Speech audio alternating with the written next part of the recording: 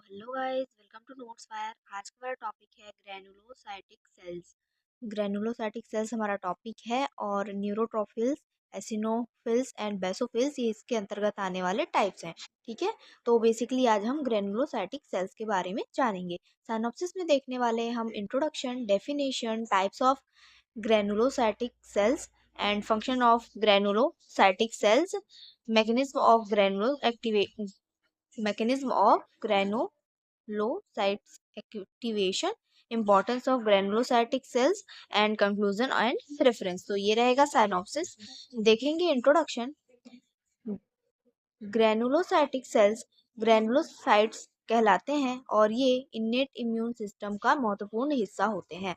इनकी साइटोप्लाज्म में ग्रैनुल्स पाए जाते हैं जो एंजाइम और इन्फ्लामेटरी मेडिटरीज से भरे होते हैं और इम्यून रिस्पॉन्स को में महत्वपूर्ण भूमिका निभाते हैं। ग्रैनुलोसाइट्स तीन प्रकार के होते हैं, न्यूरो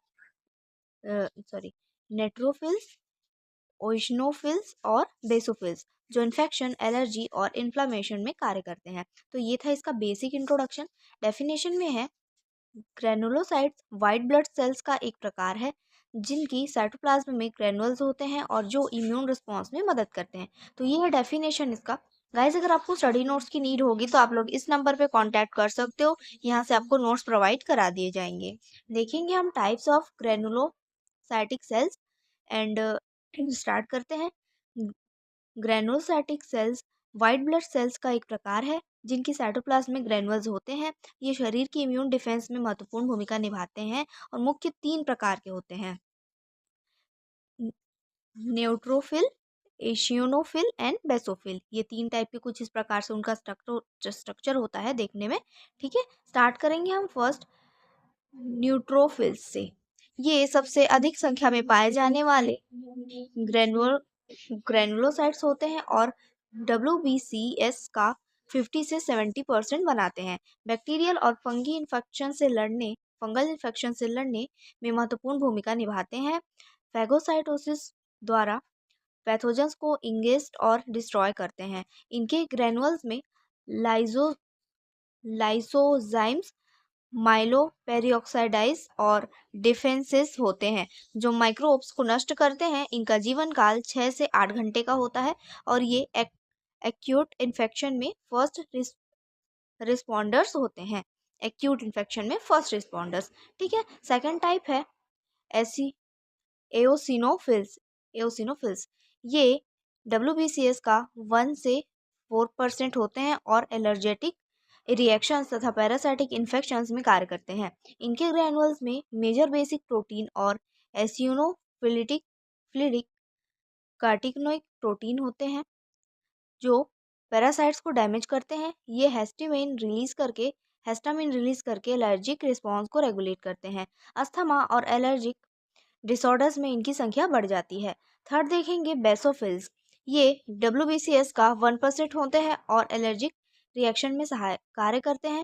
इनके ग्रैनुल्स में हिस्टामिन, हेपेरिन और ल्यूकोटेरिन्स होते हैं जो इन्फ्लामेशन को ट्रिगर करते हैं। बेसोफिल्स IgE एंटीबॉडीज से जुड़े होते हैं और हाइपर सेंसिटिविटी रिएक्शंस में महत्वपूर्ण भूमिका निभाते हैं। ये मास्ट सेल से मिलते जुलते हैं लेकिन ब्लड स्ट्रीम में सर्कुलेट करते हैं। ठीक है, नेक्स्ट देखेंगे हम functions of granulocytic cells. Granulocytic cells immune system की महत्वपूर्ण सेल है जो इन्फेक्शन और एलर्जिक रिएक्शन में महत्वपूर्ण भूमिका निभाते हैं। ये सेल्स विभिन्न तरीकों से पैथोजेंस को नष्ट करके और इम्यून रिस्पॉन्स को रेगुलेट करके शरीर की रक्षा करती है। फर्स्ट है इसमें न्यूरोफिल्स। फैगोसाइटोसिस द्वारा बैक्टीरिया और फंगी को नष्ट करते हैं। इन्फेक्शन साइट पर माइग्रेट करके इन्फ्लामेटरी रिस्पॉन्स को ट्रिगर करते हैं। NETs रिलीज करके पैथोजन को ट्रैप करते हैं। ठीक है, सेकंड है एसियोनोफिल्स। पैरासाइटिक इन्फेक्शन से लड़ते हैं और पैरासाइट्स को टॉक्सिन से डैमेज करते हैं।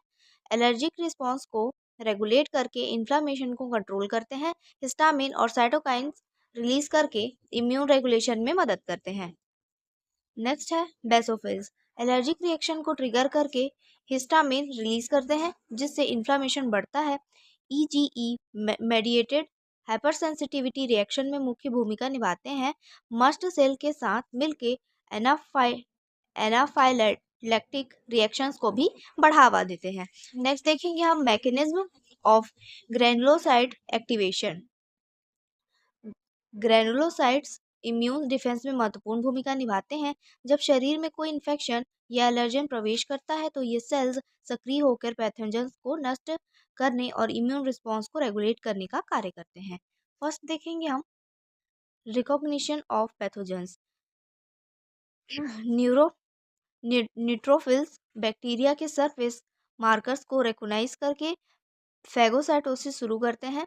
एसियोनोफिल्स पैरासाइट्स पर बाइंड होने वाली एंटीबॉडीज के माध्यम से एक्टिवेट होते हैं। बेसोफिल्स एलर्जन से संपर्क में आने पर हिस्टामिन रिलीज करके इन्फ्लेमेटरी रिस्पॉन्स को इंटिनेट करते हैं। नेक्स्ट है second D डीग्रेनुलेशन।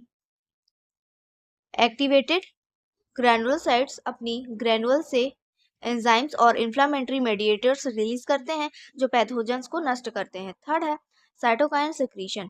Granulocytes immune system के अंदर कंपोनेंट्स को एक्टिव करने के लिए साइटोकाइंस रिलीज करते हैं। सेकेंड है नेक्स्ट है importance of granulocytes cells. Granulocytic cells के निम्नलिखित इंपॉर्टेंस है। देखेंगे first line responders in immune defence. Granulocytes शरीर की पहली प्रतिरक्षा रक्षा के रूप में कार्य करते हैं। ये इन्फेक्शन साइट पर सबसे पहले पहुंचकर पैथोजन से लड़ते हैं और इम्यून रिस्पॉन्स को तेज करते हैं। सेकेंड है pathogen recognition and destruction. Neutrophils eosinophils और बेसोफिल्स बैक्टीरिया वायरसेस फंगी और पैरासाइट्स को पहचान कर उन पर अटैक करते हैं। न्यूट्रोफिल्स फैगोसाइटोसिस द्वारा, एशियोनोफिल्स टॉक्सिन्स द्वारा और बेसोफिल्स हिस्टामिन रिलीज करके इम्यून डिफेंस को मजबूत करते हैं। थर्ड है regulation of allergic and inflammatory responses. Eosinophils और बेसोफिल्स एलर्जिक रिएक्शन में महत्वपूर्ण भूमिका निभाते हैं। ये सेल्स हिस्टामिन, साइटोकाइंस और अन्य इन्फ्लामेटरी मेडिएटर्स रिलीज करके इन्फ्लामेशन को नियंत्रित करते हैं और इम्यून रिस्पॉन्स को बैलेंस में रखते हैं। नेक्स्ट है link between adaptive and innate immunity. Granulocytes innate immunity और एडाप्टिव इम्यूनिटी के बीच ब्रिज का कार्य करते हैं। ये एंटीजन प्रेजेंटिंग सेल्स को एक्टिवेट करके टी सेल्स और बी सेल्स को सिग्नल देते हैं जिससे एडाप्टिव इम्यून रिस्पॉन्स तेज होता है। कंक्लूजन देखेंगे ग्रैनुलोसाइटिक सेल्स इम्यून सिस्टम के एसेंशियल कंपोनेंट्स हैं जो इन्फेक्शंस, एलर्जीज और इन्फ्लामेटरी रिस्पॉन्सेज को रेगुलेट करते हैं। न्यूट्रोफिल्स बैक्टीरियल इन्फेक्शन के खिलाफ फर्स्ट लाइन डिफेंस प्रदान करते हैं। एशियोनोफिल्स पैरासाइटिक इन्फेक्शंस और एलर्जिक रिस्पॉन्सेज में कार्य करते हैं, जबकि बेसोफिल्स इन्फ्लामेशन और हाइपर सेंसिटिविटी रिएक्शन को ट्रिगर करते हैं। तो ये था इसका कंक्लूजन। रेफरेंस में है इम्यूनोलॉजी बाय कबी and fundamental of immunology by W Paul. तो ये था आज का टॉपिक। आई होप आपको समझ में आया होगा। समझ में आया है तो प्लीज़ लाइक करिए एंड सब्सक्राइब करिए। Thank you.